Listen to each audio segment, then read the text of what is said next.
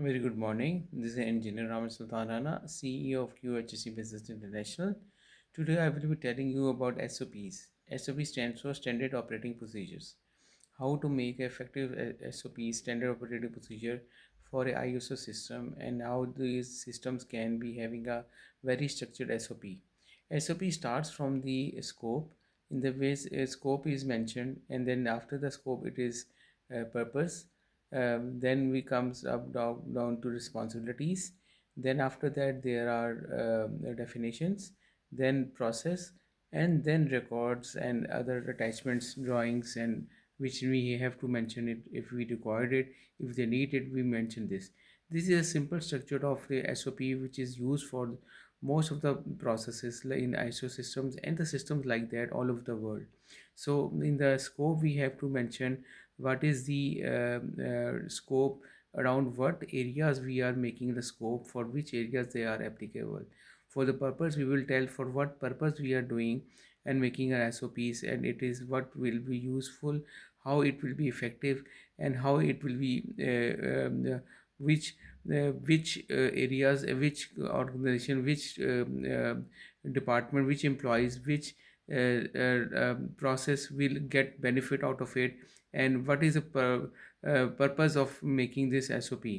Then we come down to responsibilities. In the responsibilities, we will define who is main responsible for the SOP, and which people are responsible under this guidance about this SOP, and they will be looking after this SOP and applying this SOP successfully in the organization.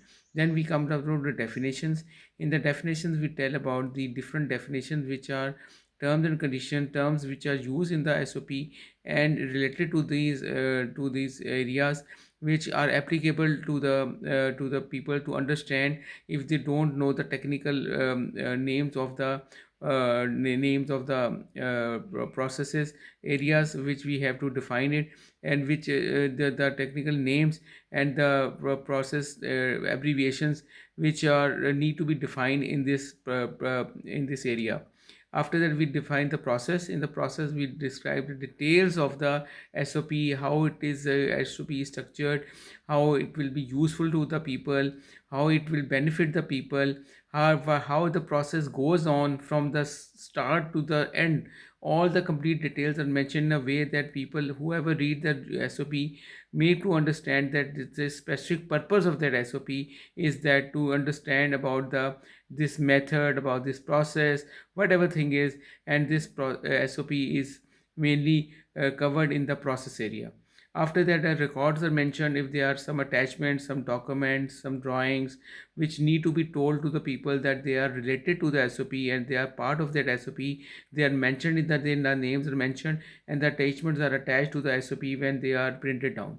So in this way the SOPs are properly structured and applied, and then the organizations are keeping all the SOPs and to the respective departments and the areas, and it is useful for that.